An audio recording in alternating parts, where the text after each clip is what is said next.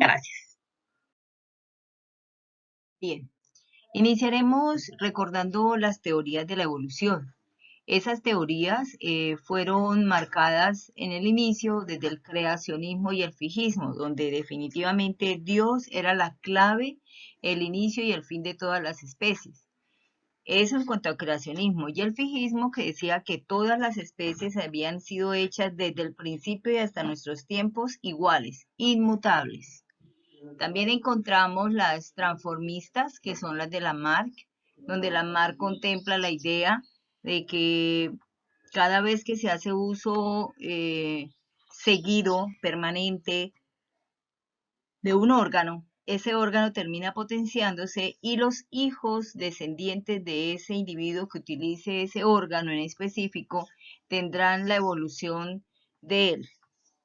Sin embargo, ya ustedes recordarán que tiene sus falencias esta teoría. También hablamos de la evolución de Charles Darwin, donde Darwin habla de la selección natural, ¿sí?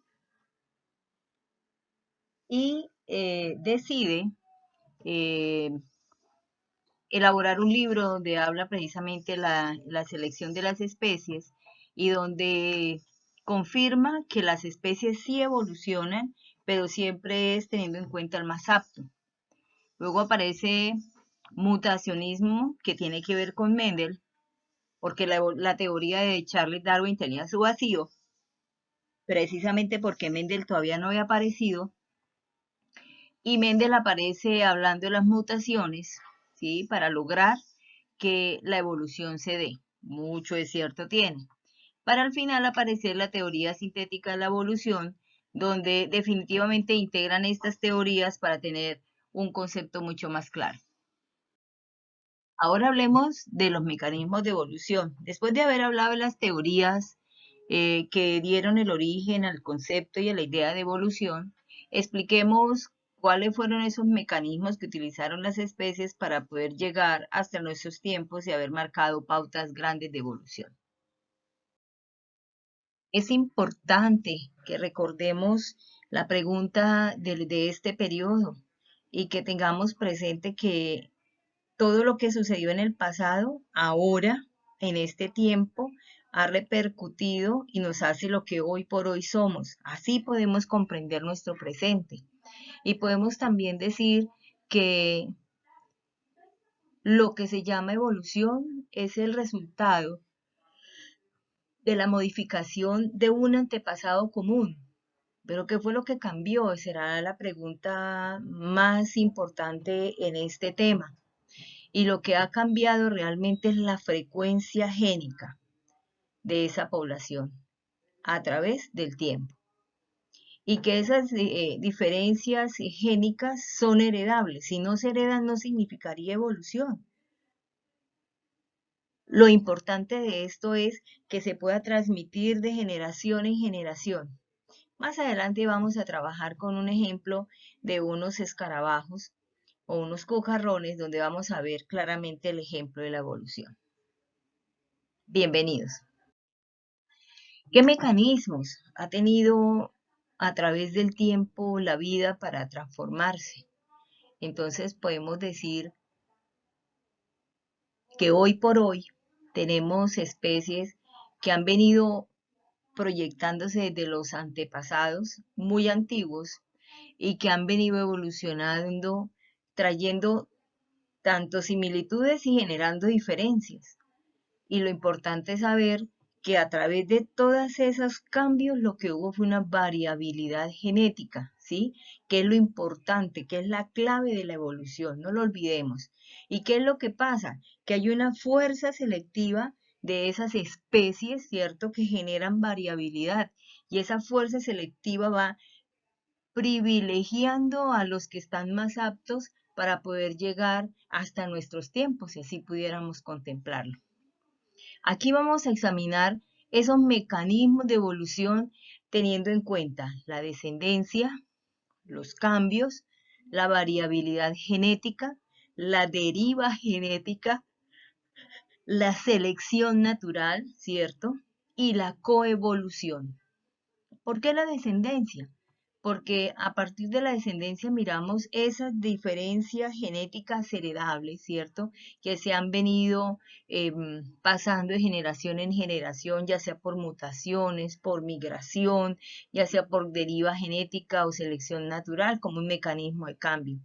Lo importante de esta variabilidad genética es que definitivamente ha jugado de manera aleatoria para disminuir o para multiplicar ciertas poblaciones y que esa variabilidad junto con la reproducción diferencial y junto a la herencia dan como resultado un proceso de selección natural implacable que lo que hace definitivamente es hacer que cada vez que mejore una especie obliga a la otra a mejorar.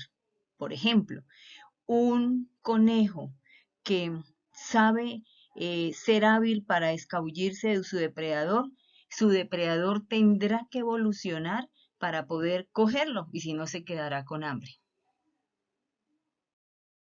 Bien, hemos hablado de descendencia con modificación.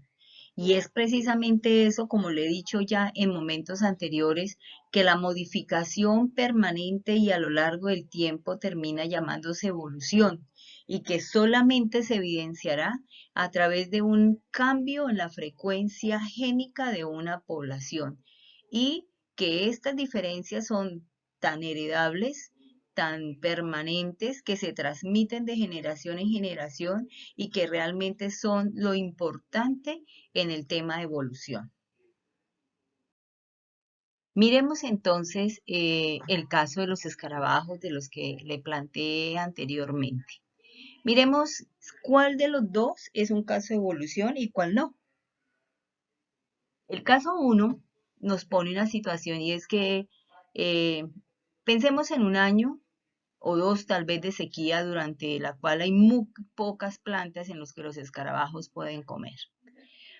Todos los escarabajos tienen las mismas posibilidades de sobrevivir y reproducirse, pero debido a las limitaciones en el alimento, los escarabajos de esta población son algo más pequeños que la generación precedente, o sea, los que anteriores.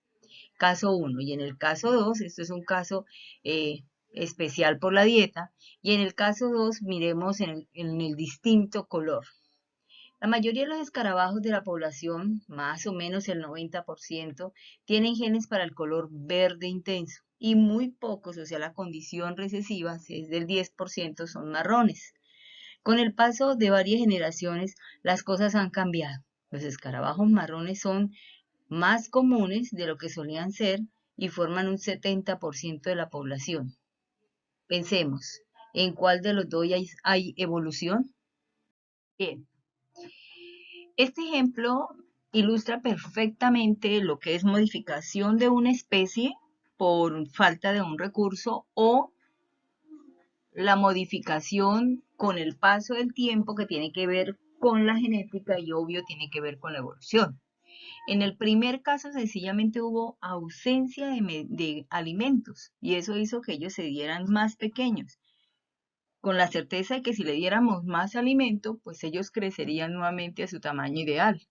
Mientras que en el caso 2, sencillamente e indudablemente hubo evolución, porque esas dos generaciones de la misma población son genéticamente diferentes. ¿Cómo ha sucedido? Ya lo veremos. Bien. ¿Recuerdan que estuvimos hablando de los cucarrones marrones y verdes? ¿Qué fue lo que hizo que cambiara? 1. La mutación. Podría ser que los padres con genes para el color verde intenso tuvieran descendencia con un gen para el color marrón, por lo cual la población aumentaría la frecuencia de genes para escarabajos marrones. Y aquí tendremos que recordar nuestra genética mendeliana, cuando definitivamente siempre aparecen los heterocigotos, pero después aparecen los homocigotos recesivos. ¿Qué hizo privilegiar ese color?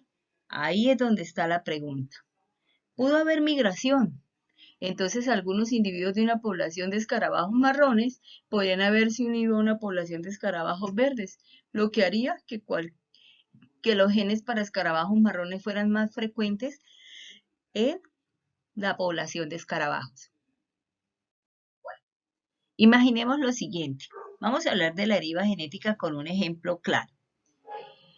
Imaginemos que en una generación sucedieran dos escarabajos marrones que tuvieran 4 descendientes que sobrevivirían para reproducirse y que varios escarabajos verdes murieran al ser pisoteados por alguien y no tuvieran descendientes en la siguiente generación. Eso haría que habrían más escarabajos marrones que la generación anterior y obvio, ellos fueron privilegiados al azar. Pudieran haber sido aplastados por el humano los marrones o los verdes, pero la de malas fueron aplastados los verdes. Este cambio aleatorio que se produce en la generación, ¿cierto? Se conoce como deriva genética.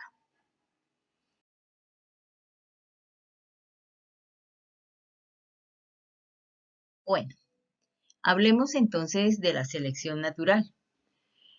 Imaginemos entonces esta situación, que hay un ave que le gusta los escarabajos verdes. Claro, si le gustan, o no ve a los marrones, no prefiere a los marrones, y va a hacer que la frecuencia de presencia de los verdes sea cada vez menor. Eso indica que las generaciones siguientes van a ser más de color marrón, ¿sí? Privilegiando al marrón y desapareciendo a los verdes.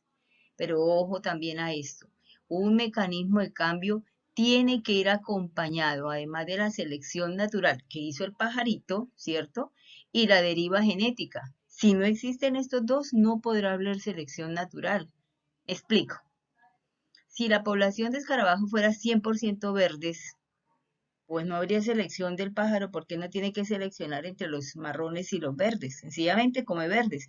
Y se seguirán reproduciendo los verdes. Y tampoco habrá deriva genética porque siempre se mantiene el color, ¿sí? Entonces, es ahí la aclaración propia donde interviene un individuo, hace selección natural y privilegia a otro. Aquí podemos notar fácilmente que la variabilidad genética depende exactamente de las mutaciones, del flujo génico y de la sexualidad. Podemos decir que las mutaciones, pues ya lo hemos visto en este periodo, pues son los cambios del ADN que pueden hacerse permanentes a través del tiempo y eso marcaría el cambio evolutivo. El flujo génico, que termina siendo cualquier traslado de genes de una población a otra para cambiar esa población, y la sexualidad que marca definitivamente el origen de nuevas combinaciones génicas y por tanto dar pauta para la evolución.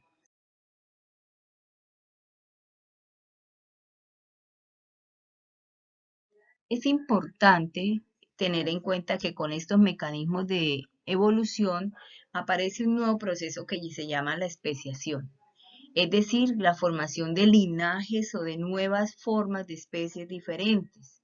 Y entonces esa especiación se da de 4 maneras y la vamos a ver aquí en la imagen. Está la alopátrica, ¿cierto? Alo significa otro, pátrica significa patria, es decir, que por algún evento las poblaciones fueron aisladas geográficamente y lo podemos ver ahí cómo se separaron verdes de azules. Pero ¿qué pudo haber pasado? Una inundación y aisló caprichosamente las poblaciones. Está la peripátrica, es decir, peri alrededor de pátrica patria, o sea, una población pequeña, aislada, en el extremo de otra población mucho más grande. Volvemos a lo mismo, algo sucedió, ¿cierto? Y ellos quedaron aislados. Está la parapátrica, para junto, pátrica patria, o sea, una población con una distribución continua. Es decir, mire, observemos bien que los verdes van cambiando, se van oscureciendo y se van convirtiendo en azules. Va habiendo un flujo génico, una especiación de una manera especial. Y está la simpátrica, o sea, un sin es unión, pátrica, o sea, sí, de patria, quiere decir que dentro del área de la distribución de la población ancestral empezaron a generarse tanto los unos como los otros. Así se fue marcando los mecanismos de evolución.